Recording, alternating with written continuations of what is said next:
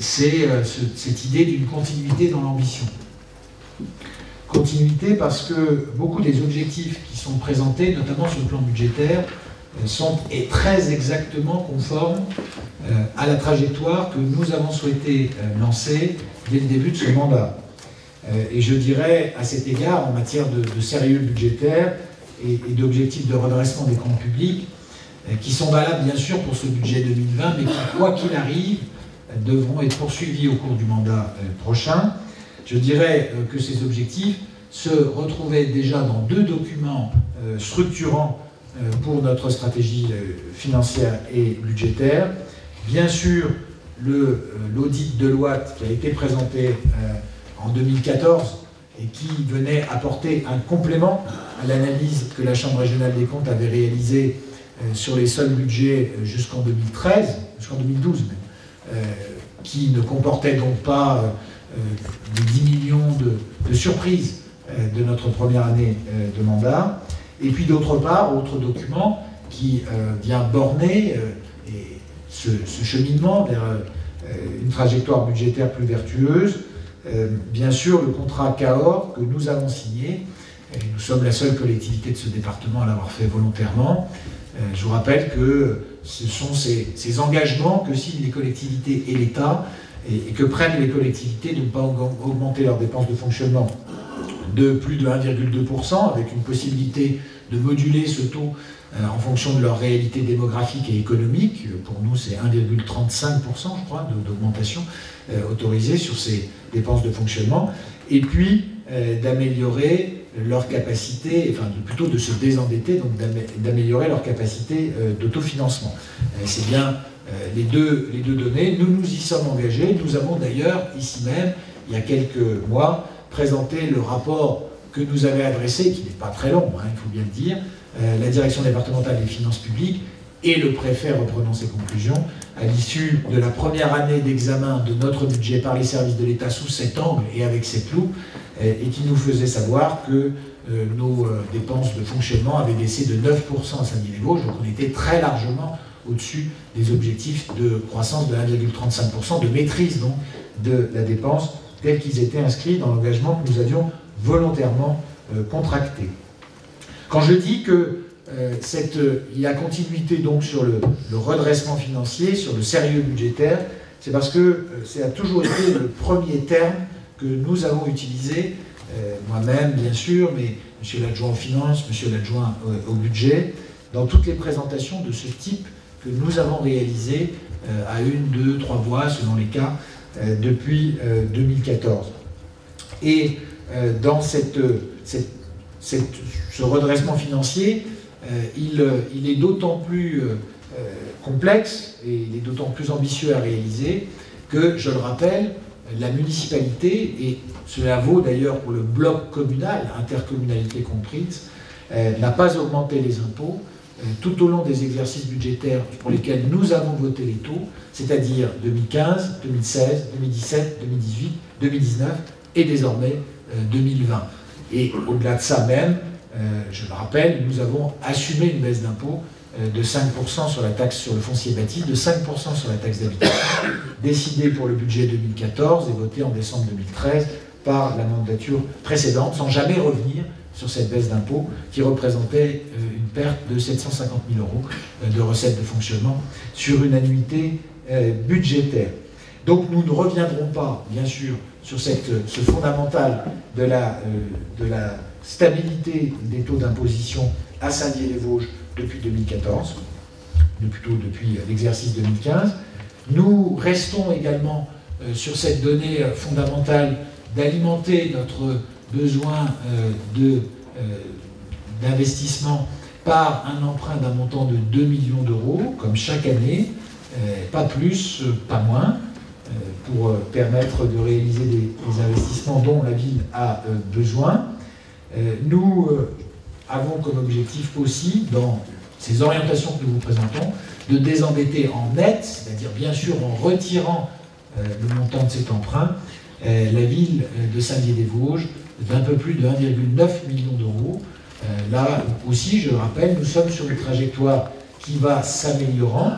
puisque au départ, les premières années, nous étions à 1,6 million d'euros de désendettement, c'est 300 000 euros de plus cette année, c'est même un tout petit peu plus que l'année dernière, mais pour quelques dizaines de milliers d'euros. Retenons que à la fin de l'exercice budgétaire qui vous sera présenté dans quelques semaines, en décembre, au moment de la fin de son exécution, de la clôture des comptes, au début de l'année 2021 donc, la ville de Saint-Dié-des-Vosges aura été désendettée sous 7 mandatures de 23%, tout budget confondu. En 2015, on était sur un montant d'investissement très faible, de un peu plus de 3 millions d'euros, très contraint par la charge, le poids de la dette et par les premiers effets du remboursement du loyer du partenariat public-privé conclu dans des conditions financières très défavorables à la ville pour la construction d'Aquanova America. Et aujourd'hui, nous évoquons dans ce rapport d'orientation budgétaire un montant d'investissement qui est légèrement inférieur à 4,5 millions d'euros. Et donc, entre ce premier exercice budgétaire 2015 construit par nous et aujourd'hui, on peut donc parler d'une augmentation de l'investissement de 50%, ce qui n'est pas négligeable. Et ce qui est, je parle ici bien sûr du budget principal. Ce qui est positif et très, voilà, qui témoigne aussi du volontarisme de la ville, car l'objectif, ce n'est pas simplement de désendetter, c'est pouvoir réaliser plus d'investissements au service de nos habitants. Alors bien sûr, ce budget, nous aurons à le construire, et nous avons déjà à l'imaginer, puisque finalement, un rapport d'orientation budgétaire, c'est une forme d'imagination, une imagination qui n'est pas très loin de la concrétisation, c'est sûr, hein, c'est un rêve prémonitoire, mais qui est tout près de la réalisation du rêve. Eh bien, nous avons à le construire dans un contexte qui est ce qu'il est, qui est caractérisé par une série de données économiques nationales ou internationales qui vous sont résumées en première partie du rapport, à savoir globalement un ralentissement de l'économie mondiale, qui d'ailleurs se ressent dans toutes les économies du monde, y compris dans les économies des pays qui ont connu les plus fortes croissances ces dernières années, je pense notamment à la Chine. Un ralentissement qui était déjà sensible cette année, qui fait que la croissance européenne, par exemple, a été plus faible en 2019 qu'elle ne l'a été en 2018, et avec en particulier un refroidissement de l'économie allemande, à ce point que cette année, en 2019, la croissance française sera supérieure pour la première fois depuis plus de 10 ans à la croissance allemande, et assez nettement supérieure, puisqu'elle sera de plus du double, ce qui n'est pas tout à fait négligeable. Pour autant, le contexte français est obéré par un niveau de dette publique qui est écrasant, qui n'est pas le plus important de l'euro, mais qui, pour les grandes économies développées, est un des plus importants. On n'est pas en Italie ou en Grèce, mais ce calcul mérite d'être fait avec des économies comparables à la nôtre. Et quand on regarde les taux en Grande-Bretagne ou en Allemagne, eh bien, la France, effectivement, est dans une situation beaucoup plus fragile, et surtout dans une réalité de son indépendance qui n'est pas aussi nette qu'on pourrait le penser, puisqu'un pays très endetté, c'est un pays dont souvent des puissances étrangères, directement ou indirectement, détiennent la dette, et donc qui n'est pas tout à fait libre dans sa capacité à agir, à se prononcer sur les débats du monde. Donc on connaît ces modalités, mais sur le calcul précis de la manière dont s'effectuera soit l'écrêtement, quand le montant de la taxe foncière perçue par le département sur le banc communal sera supérieur à celui de la taxe d'habitation, soit sur les modalités de la compensation, quand cette comparaison sera en défaveur de la commune, il reste un certain nombre d'incertitudes.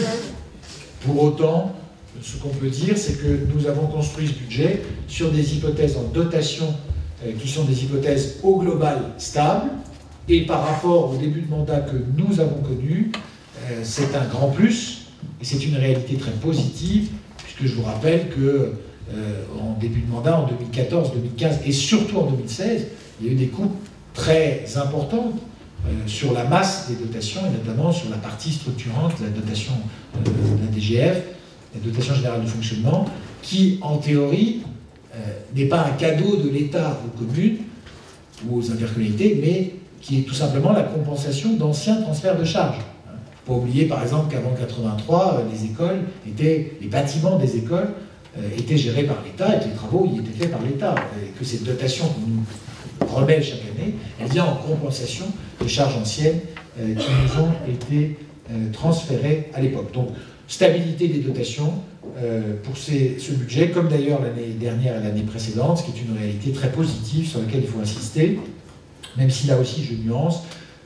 Certaines précisions restent à apporter, je pense notamment au contrat enfance-jeunesse, qui se termine à Saint-Dié-des-Vosges dès la fin de cette année, et sur le mode de pérennisation duquel nous avons aujourd'hui relativement peu d'éléments. Voilà pour ce contexte, donc d'orientation budgétaire qui ont été pensées dans le cadre d'un pays dont la croissance sera supérieure à 1% l'an prochain, avec ce que j'ai indiqué de possible anticipé dynamisme des bases fiscales, puisque vous avez vu que à la suite des débats, le gouvernement a entendu les collectivités, il faut le saluer, et a décidé de revaloriser de 0,9% les bases pour l'année 2020, ce qui permettra d'avoir une recette quand même dynamique. C'est vrai que la conjugaison de la progressive disparition de la taxe d'habitation d'ici à 2023 pour tous les citoyens, avec cette stabilité des bases, ça aurait produit sans doute pour les collectivités, ça aurait freiné l'investissement des collectivités dans un climat d'incertitude qui n'était pas souhaité par le gouvernement.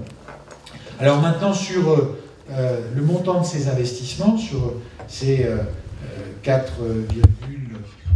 entre 4,4 et 4,5 millions d'euros sur le budget principal, j'insiste, parce que ça n'est pas tout budget confondu.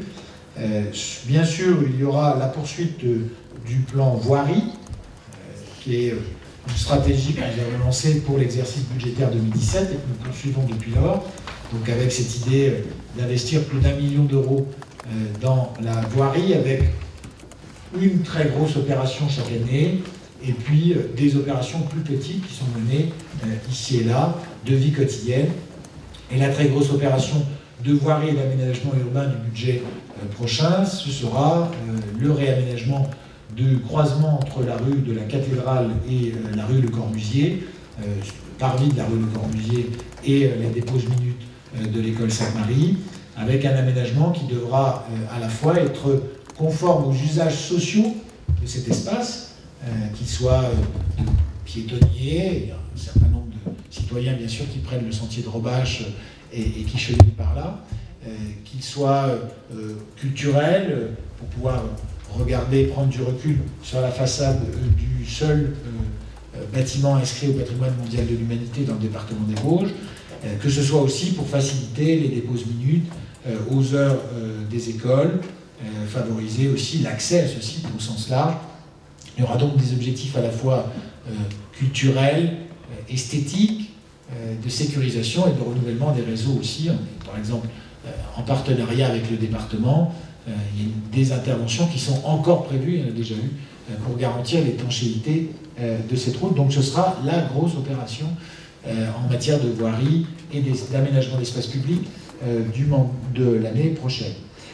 Deuxième grosse opération en termes d'imputation budgétaire, bien sûr, et là c'est un élément nouveau, contrairement aux éléments de continuité que j'ai présentés jusque-là, c'est ce qu'on a effectivement présenté avec Madame l'adjointe au maire à Devoix, l'opération d'amélioration de l'habitat et de renouvellement urbain, les 800 000 euros qui y seront consacrés, pas en reste à charge, on l'a bien compris, mais malgré tout il faut les sortir, au cours de cette année 2020.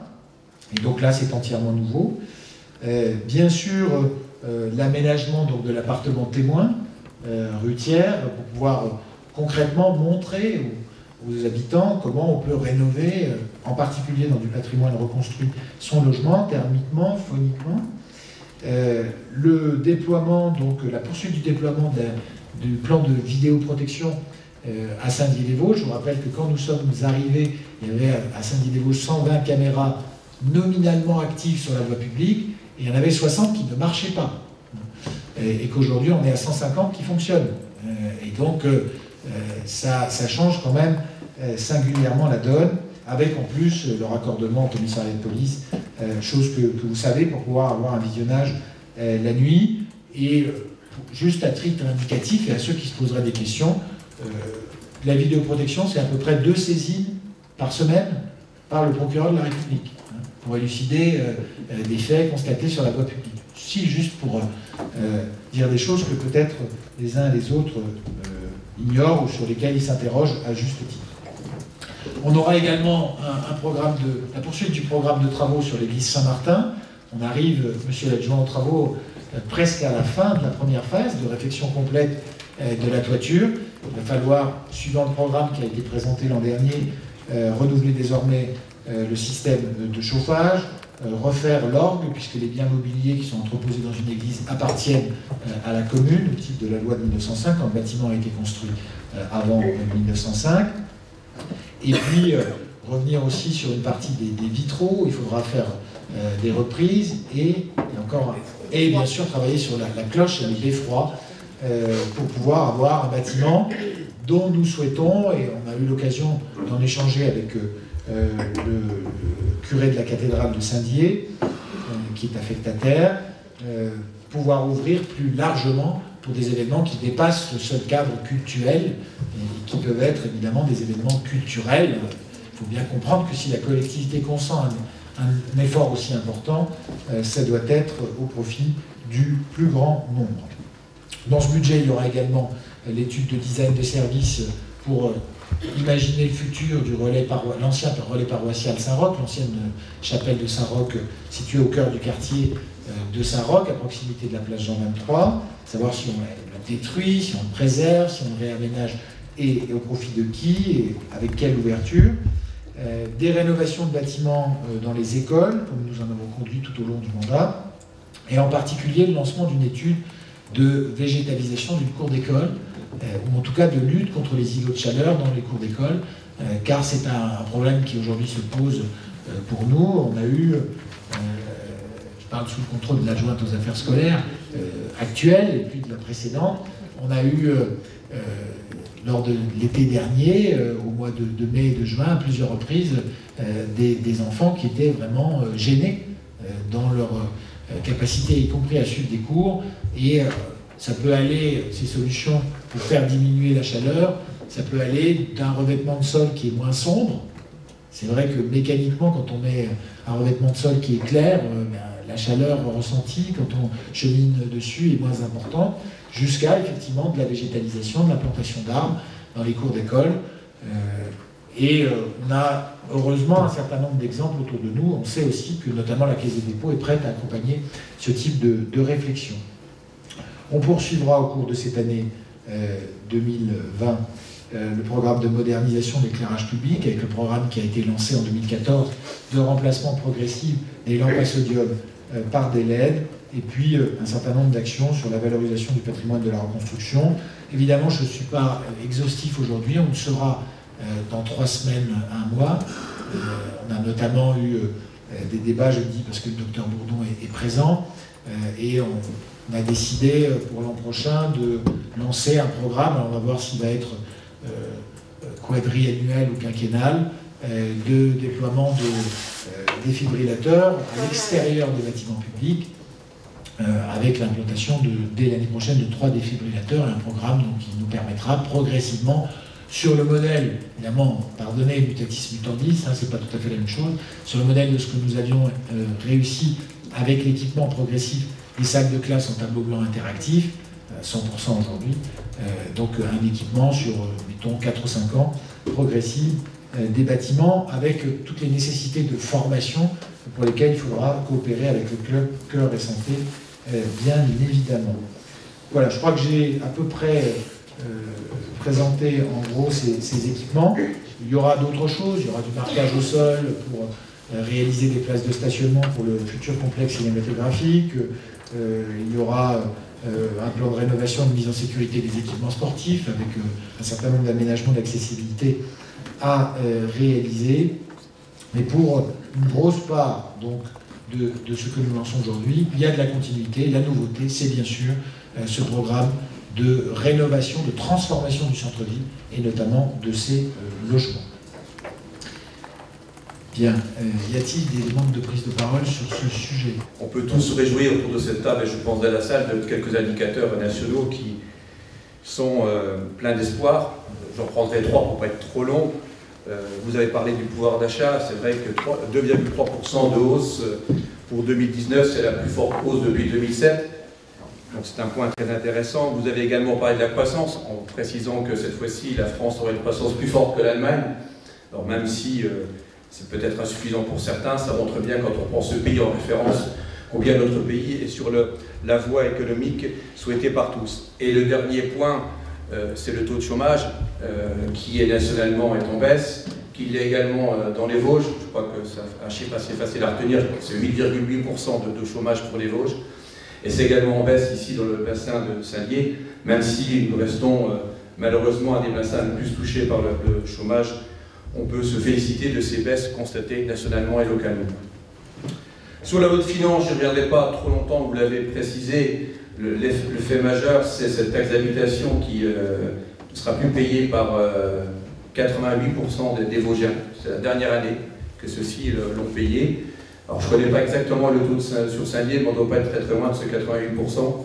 Donc ça aussi, c'est un gain de pouvoir d'achat et c'est un impôt, on l'a dit souvent, et nous, au niveau de notre groupe, on l'a dit et répété, c'est un impôt qui était profondément injuste et qui va nous permettre, ici à Saint-Dié, mon collègue me le précisait encore tout à l'heure, à retrouver des déodaciens, avoir des permis de construire qui sont en forte augmentation, même si le chiffre encore mériterait d'être plus important. C'est un constat. On a inversé une tendance et je pense que la suppression de la taxe d'habitation n'y est pas étrangère.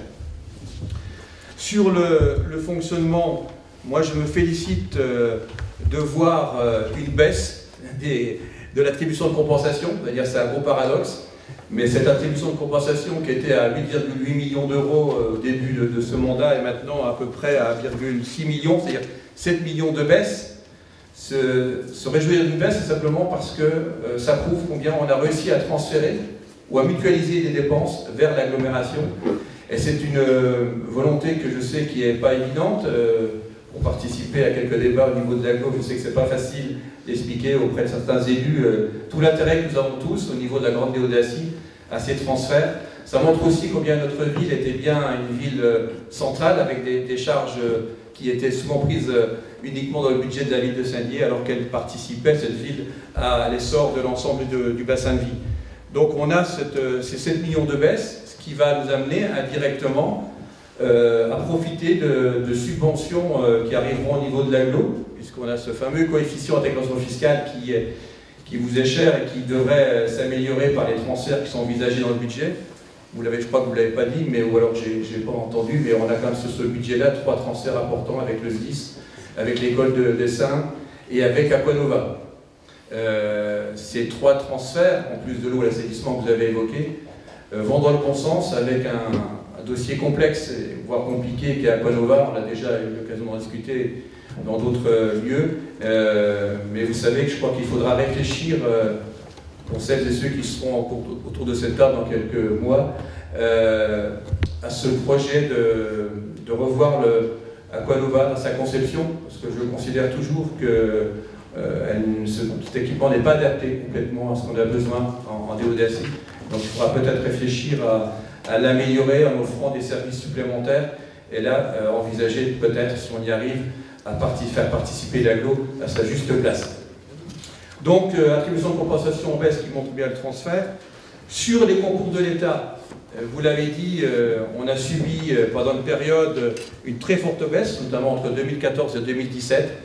Et on peut tous se réjouir que depuis 2017, on a maintenant une stabilité sur notre ville de Saint-Dié, ce qui veut dire indirectement, si on ramène au nombre d'habitants, une plus forte participation de l'État par habitant.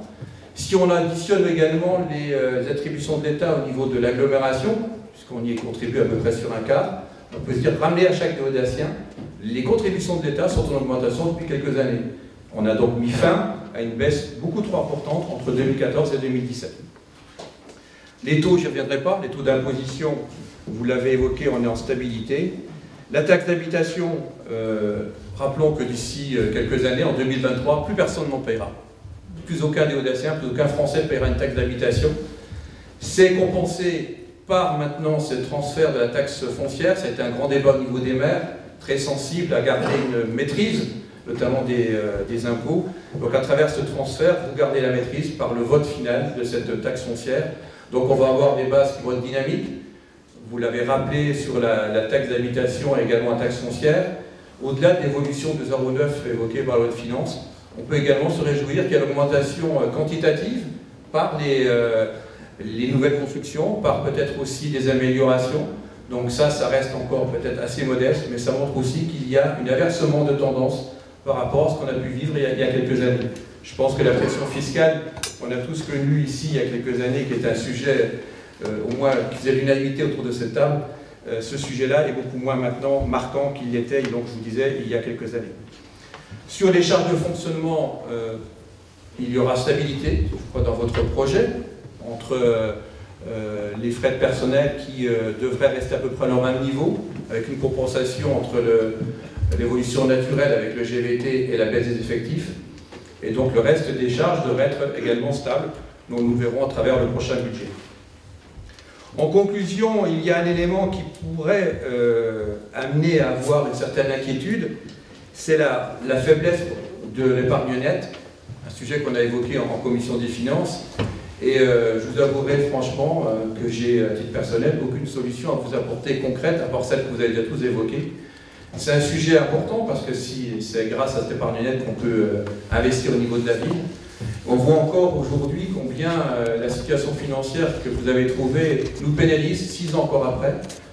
On a évoqué des sujets un peu techniques, je ne pourrais pas le faire ici ce soir, mais avec la reprise de certains éléments à la Sèvre, avec des valorisations sans doute, je ne vais pas dire excessives, mais de terrain ou de biens qu'on aura bien du mal à revendre au prix qu'on a repris à la Sèvre. Il faut bien s'attendre que ceux qui vont vous suivre, vous-même, vous aurez encore à gérer sur le deuxième mandat la Sèvre, avec ces fameuses contraintes qu'on a déjà évoquées. Donc l'orientation budgétaire est celle que vous avez expliquée ce soir, très largement et en détail. C'est souvent subi et contraint. Les marges de manœuvre restent très très étroites. On peut malheureusement que le déplorer. On peut espérer que les transferts vers l'agglomération nous donneront, à travers cette nouvelle structure, des moyens d'investir sur des équipements plus importants que ceux que l'on peut faire maintenant au niveau d'une ville. Vous savez qu'on est très attaché à un équipement qui permettrait de recevoir des activités professionnelles, culturelles ou sportives plus importantes que celles qu'on a aujourd'hui. On manque de salles adaptées pour ces équipements-là, ces manifestations-là, pardon. Donc il faudra réfléchir aussi pour que notre grande Déodacie et la ville de Saint-Dié puissent, dans l'avenir, retrouver toute sa place. Et du reste, il leur restera durablement au cours du mandat suivant, même si, vous le savez, si nous restons sur ce rythme de désendettement, il y aura un décrochage assez marqué en 2023. C'est-à-dire que l'exercice budgétaire 2023 marquera le dégagement, si on reste exactement sur une trajectoire identique de remboursement de la dette, le dégagement de capacités financières légèrement supérieures à celles que nous avons aujourd'hui. Ça ne veut pas dire qu'il y aura tout à coup un pays de cocagne qui s'ouvrira, puisque si nous restons sur un rythme de désendettement ambitieux, à la fin du mandat prochain, Saint-Dié sera dans la moyenne des villes de Saint-Strat. Aujourd'hui, nous sommes toujours dans la moyenne haute, et même assez haute, en termes de niveau d'endettement et de santé budgétaire. Mais quand nous sommes arrivés, nous étions vraiment dans le rouge, dans le très rouge, dans l'écarlate, et aujourd'hui, nous ne sommes pas dans l'écarlate. C'est très clair. On peut se le dire, hein, collectivement, arriver en début de mandature et faire des promesses de service du public, du service d'une collectivité, c'est une chose facile, mais c'est pas au pied du mur qu'on juge le maçon. Là, pour le coup, c'est une fois que la maison a été construite et longtemps après, et c'est en aval qu'on voit si l'eau a été polluée ou pas, si on a fait des efforts pour la nettoyer ou pas, si on a fait des efforts pour rendre la situation plus sincère aussi. Et la réalité, c'est qu'effectivement, il y a une santé financière de la ville aujourd'hui qui est bien meilleure que celle de 2014. Ça n'est pas, on dirait, voilà, c'était difficile de faire pire. Mais on aurait pu faire moins bien que ça. Et vraiment, moi je suis assez... je sais qu'il y a de gros efforts à faire encore. Il faut le savoir, il faut que collectivement nous fassions ce constat. C'est important de le dire aujourd'hui. Il y a des Audaciennes et des Audaciens dans la salle. Il y a des hommes et des femmes qui, comme pour l'OPH-RU, parleront autour d'eux, partageront le constat de cette situation. Mais il y a la réalité que Saint-Dié, aujourd'hui, est beaucoup moins endetté qu'il y a 10 millions de moins, qu'il y a 6 ans, et que sa santé financière est mieux assurée. Alors parfois, on a des Audaciennes et des Audaciens qui nous disent on ne comprend pas, il y a des investissements dans beaucoup d'endroits dans la ville, comment vous faites? C'est des soutiens nouveaux, des partenaires, je pense aux travaux de la gare aujourd'hui, pour 80% ils sont financés à ce stade par l'établissement public foncier de Lorraine, c'est-à-dire un établissement public foncier d'État qui est abondé par une taxe qui est perçue sur certains biens immobiliers au moment de leur mutation. Il y a d'autres porteurs aussi, je pense à la communauté d'agglomération qui investit à la boussole. Certes, la communauté d'agglomération, c'est aussi les deux Audaciens, vous l'avez dit, à peu près 20% pour la population, mais un peu plus pour les recettes fiscales, y compris pour les entreprises, c'est près de 47%. Mais la communauté d'agglomération, ça veut dire que l'investissement est porté par 80 000 personnes et pas par 20 000. Et ça explique que, évidemment, ce soit malgré tout une très bonne chose. Le moment où on refaisait des salles de sport, on en a refait en début de mandat, on s'en souvient, le tennis par exemple, tout seul, monsieur l'adjoint, ce moment, alors qu'elles étaient utilisées par des gens de partout, cette situation aujourd'hui, elle va devenir de plus en plus obsolète et rare. Et c'est normal, parce que c'est aussi de ça, je mets de côté les constats sur le sérieux budgétaire des uns des autres et la bonne volonté, surtout la volonté de laisser une ville en bon état pour la suite. C'est aussi pour ça, pour une large part, que la ville était dans la situation que nous avons trouvée. C'est-à-dire qu'effectivement, quand vous êtes tout seul à payer des choses qui servent à 80 000 personnes, à un moment donné, vous ne savez plus comment faire.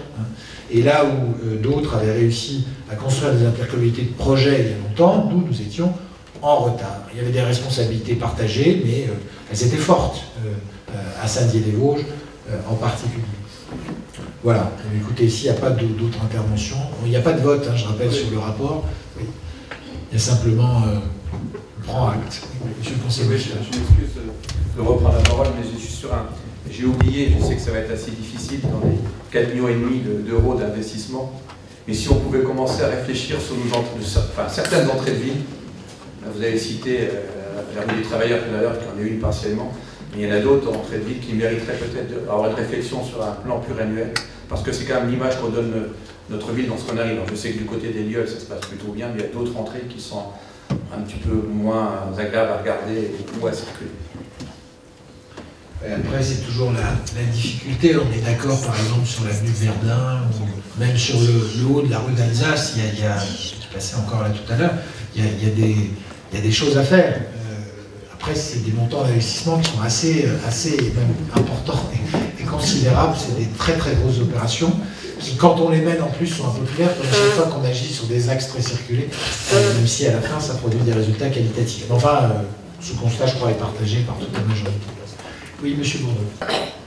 12 ans après le lancement de Defilo, je ne peux que me réjouir de voir que la ville va quitter la place qui est la sienne en termes d'équipement de défibrillateurs accessibles au public 24 heures sur 24, puisqu'il y en a une centaine sur la Déodacie et notre petite ville n'en a que un. Et ce qui est quand même, je pense, un handicap important en termes de sécurité pour nos concitoyens. C'est un investissement qui n'est pas très important à l'échelle de notre ville. Je propose dans un premier temps, c'est que tous les défibrillateurs qui ont été installés il y a quelques années dans des établissements municipaux, salles de quartier, salles des sports, aillent prendre l'air et qu'on les installe à l'extérieur de ces bâtiments. L'investissement sera de consacré à un boîtier chauffant, parce que ces appareils n'aiment pas la chaleur mais n'aiment pas le froid, et ça va être un investissement de quelques centaines d'euros pour les, je pense qu'il doit y avoir une dizaine de ces équipements, et on passerait avec un investissement pas très important à l'installation d'une dizaine ou d'une douzaine de défibrillateurs pour notre ville, ce qui serait un énorme progrès.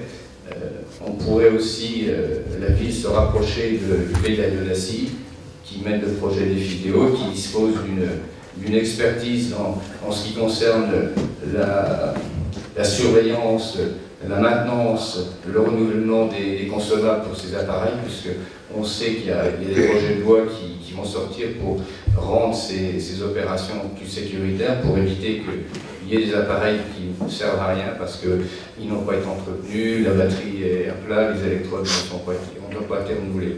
Et l'intérêt aussi de Defideo, c'est qu'à chaque intervention pour un arrêt cardiaque, la ville n'aurait pas à remplacer les électrodes, ce n'est pas un budget énorme, c'est 70 €, mais parce que ça serait fait automatiquement par le SAMU et financé par l'hôpital. Voilà, c'est un peu les remarques que je voudrais faire pour que notre ville devienne enfin une ville où il y a des défibrillateurs pour sauver des vies tous les ans.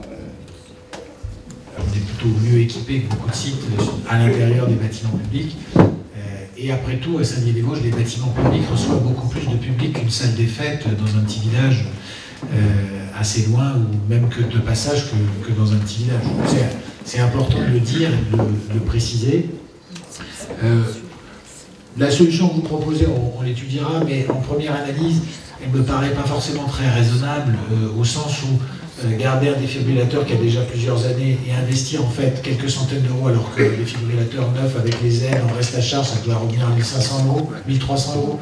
Donc investir 400 ou 500 € juste pour protéger un ancien à l'extérieur, alors qu'on peut en avoir un neuf, et garder celui qui était à l'extérieur, ça me paraît un peu plus raisonnable. Mais M. Zonqueta parlera de ça avec vous, et avec bien sûr Issam Benoît. Monsieur le conseiller municipal délégué à la santé, vous avez la parole. Je me permets d'intervenir 2 minutes. Je remercie M. Bourdon pour cette proposition. En fait, M. le maire, vous avez raison, parce que le dernier défibrillateur DSA, on dit abréviation, défibrillateur semi-automatique, il a été installé à Saint-Dié en 2012. En fait, ça sera inapproprié de déplacer le défibrillateur de l'intérieur à l'extérieur. Déjà le coût, et c'est des vieux défibrillateurs. Le mieux, c'est vraiment de commencer un projet d'installation, quand vous dites l'année prochaine, de 2-3 extérieurs. Déjà, il faut réfléchir où les placer à l'extérieur, où déjà. Il est conseillé de les placer dans des zones à forte influence. Déjà, on comptabilise 4 défibrillateurs sur Saint-Dié, éparpillés sur généralement des salles de sport qui ont des heures d'ouverture, des maisons de quartier. Certes, il a raison, on a un seul extérieur qui est à l'extérieur de l'hôtel de ville. Il est approprié d'investir l'année prochaine sur 3 défibrillateurs, et il faut surtout réfléchir où les placer. Et c'est ça. Et il y a une information, et mon collègue il a proposé de se diriger vers une application. C'est pour en faire informer qu'il y a déjà des applications informatiques qui sont installées sur des smartphones qui existent déjà. Par exemple, il y a Staying Alive, en fait, elle répertorie tous les défibrillateurs en France, même dans le monde. Il faut seulement les mettre à jour et ajouter des adresses au futur, comme ça les gens peuvent... Les 3/4 des arrêts cardiaques ne surviennent pas dans les salles des sports, les maisons de quartier, les salles de spectacle, mais bien au domicile des patients, et que c'est donc ces personnes victimes d'un arrêt cardiaque qui ont besoin d'un défibrillateur, pas les sportifs, fort heureusement. Les sportifs, c'est 1% des arrêts cardiaques en France, et c'est pour ça que c'est vraiment important de mettre des défibrillateurs à l'extérieur pour qu'ils puissent être utilisés par les voisins, les parents de quelqu'un qui a fait un arrêt cardiaque à Rutière, à Kellermann, à Saint-Roch, à Fouchareux. L'arrêt cardiaque, c'est d'abord à domicile. Donc, mettre les défibrillateurs dans des équipements qui sont fermés au moins la moitié du temps ont pris les habitants de l'accès à ces matériels. on est trop souvent obnubilé par ce que nous montrent les médias. On va nous montrer un footballeur, un cycliste qui fait son arrêt cardiaque dans un stade, et ça c'est 1 millier de personnes par an. Les 49 000 autres, ça va être chez soi ou dans la rue. Voilà.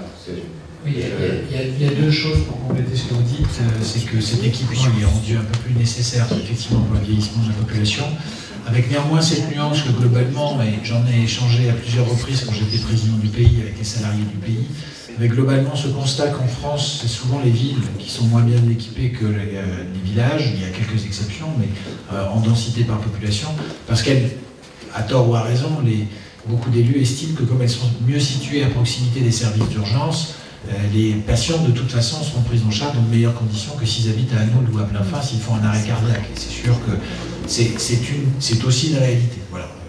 Il faut mettre cela en balance, donc on équipera progressivement, on fera un plan, on verra 4 ou 5 ans pour pouvoir déployer ça.